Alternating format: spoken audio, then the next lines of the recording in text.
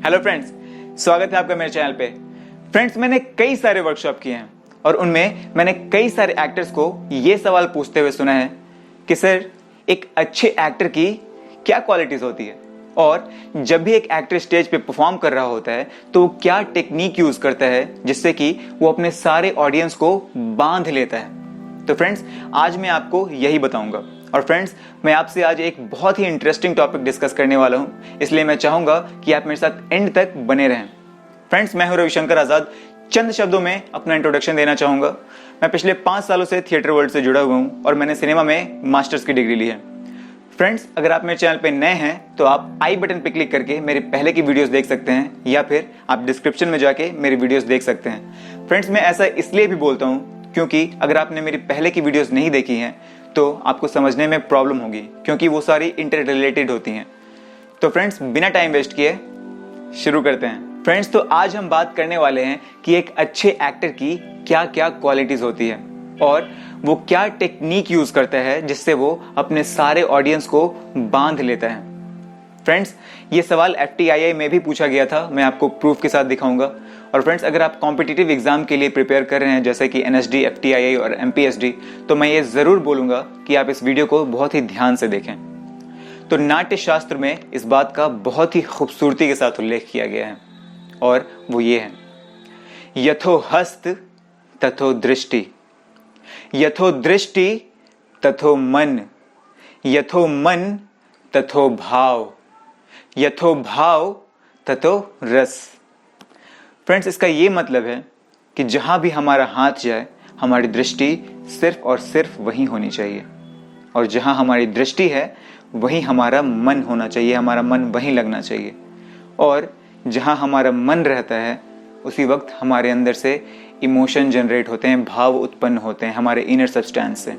और जब हमारे अंदर भाव उत्पन्न होता है तो हमारे एक्सप्रेशन बाहर आते हैं, हमारे रस बाहर आते हैं, जो कि ऑडियंस तक पहुंचते हैं। फ्रेंड्स, मैं आपको एक एक लाइन का एग्जाम्पल के साथ आपको बताऊंगा जिससे आपको हेल्प मिलेगी इसको और अच्छे समझने में। नाट्य शास्त्र का ये श्लोक सारे आर्ट फॉर्म के लिए वैलिड होता है फ्रेंड्स, फिर चाहे वो डांस हो, एक्टिंग हो या फिर मार्शल आर्ट्स हो। आपने अक्सर देखा होगा डांसर्स को, जब भी वो डांस करते हैं तो उनके हाथ के साथ साथ उनकी नजरें भी जाती हैं, ठीक है। और मान लीजिए कि आप स्टेज पे खड़े हैं, आप एक एक्टर हैं, तो हमारा जो पहला पॉइंट है यथो हस्त तथो दृष्टि, तो आप अपने ऑडियंस को एक तरफ पॉइंट करते हैं, वो दूर एक पहाड़ी पे। अब आप अपने ऑडियंस को उस ओर पॉइंट करके बताते हैं कि वहां पे कुछ है, ठीक है। आपकी नजर के साथ साथ, आपके हाथ के साथ साथ आपकी नजर भी वहीं पे है। सेकंड पॉइंट है यथो दृष्टि तथो मन। इसका मतलब है कि जहां पे आपकी दृष्टि है, अब आपने उस जगह को आप अपने मन में इमेजिन कर लिया, आपने उस एम्बियंस को, एनवायरनमेंट को इमेजिन कर लिया, खुद को उस जगह पे लेके चले गए, ठीक है। और अपने ऑडियंस को आपने ये दिखाया कि वो कैसा माहौल है चारों तरफ का, ठीक है। थर्ड पॉइंट होता है यथो मन तथो भाव। अब जब आपका मन कहीं लग जाता है तो आपके इनर सब्सटेंस से इमोशन बाहर आते हैं, आपके अंदर से भाव उत्पन्न होते हैं, ठीक है। जैसे उस पहाड़ी पे एक शेर रहता था। अब शेर का नाम सुन के आपके अंदर कपकपाहट फैली, उस कपकपाहट से आपके पसीने आने लग गए, आप जड़ हो गए। तो फ्रेंड्स, ये होता है सात्विक भाव, यानी कि ये थर्ड पॉइंट जो है ये होता है सात्विक भाव। और एक्सप्रेशन आने से पहले हमेशा सात्विक भाव फील किया जाता है, ठीक है। हम अपने इनर फीलिंग से सात्विक भाव को फील करते हैं। अब फोर्थ पॉइंट यथो भाव तथो रस, यानी कि अब आपके अंदर से कपकपाहट निकलनी शुरू हो गई, आपके अंदर डर पैदा होने लग गया। वो शेर बहुत ही खूंखार था, वो शेर बहुत खूंखार था।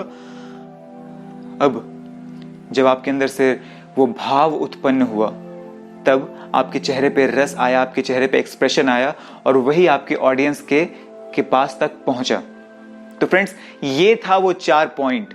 ठीक है फ्रेंड्स, एक और जरूरी बात, और वो ये कि इमोशन हमेशा एक्टर के लिए होते हैं और एक्सप्रेशन हमेशा ऑडियंस के लिए होती है। ऑडियंस एक्टर के इमोशन नहीं देखती, वो एक्सप्रेशन देखती है कि हम हंस रहे हैं, रो रहे हैं या गुस्सा कर रहे हैं। और इमोशन यानी कि हम जो भी भाव अपने अंदर फील करते हैं, अपने इनर सब्सटेंस से जो भी हमारे भाव उत्पन्न होते हैं, उससे हमारे एक्सप्रेशन फेस पे आते हैं जो कि ऑडियंस तक पहुंचते हैं।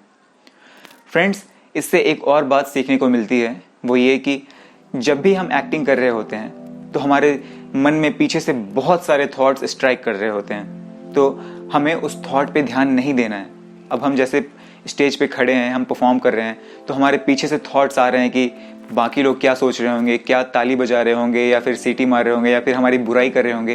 तो इन सब बातों पे ध्यान बिल्कुल भी नहीं देना है, उन थॉट्स को वहीं रोक के रखना है और हमें हमारा परफॉर्म करना है।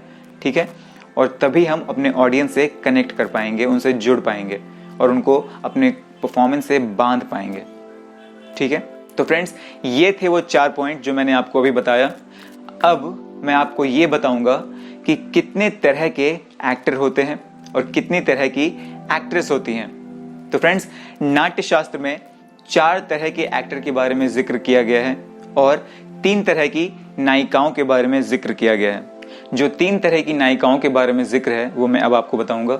सबसे पहली होती है स्वकिया, और ये ऐसी फीमेल कैरेक्टर है जो सिर्फ और सिर्फ अपने पार्टनर के लिए लॉयल होती है। सेकंड होती है परकिया, और ये ऐसी फीमेल कैरेक्टर होती है जिसके संबंध एक से ज्यादा लोगों के साथ होते हैं, यानी कि अपने हस्बैंड के साथ भी होती है और ये किसी और के साथ भी अफेयर होते हैं इसके। थर्ड होती है गणिका, और ये ऐसी फीमेल कैरेक्टर होती है जिसके कई लोगों के साथ संबंध होते हैं। अब मैं आपको 4 तरह के एक्टर्स के बारे में बताऊंगा। सबसे पहला है धीरोद्वात, सेकंड होता है धीरोदत्त, थर्ड होता है धीर शांत और फोर्थ होता है धीर ललित नायक। तो सबसे पहला होता है धीरोद्वात, और इसका ये मतलब होता है कि एक ऐसा मेल कैरेक्टर जिसके ऊपर किसी भी तरह की मटेरियलिस्टिक चीजों का कोई भी असर नहीं होता, जैसे ईर्ष्या, द्वेष, लालच, काम वासना।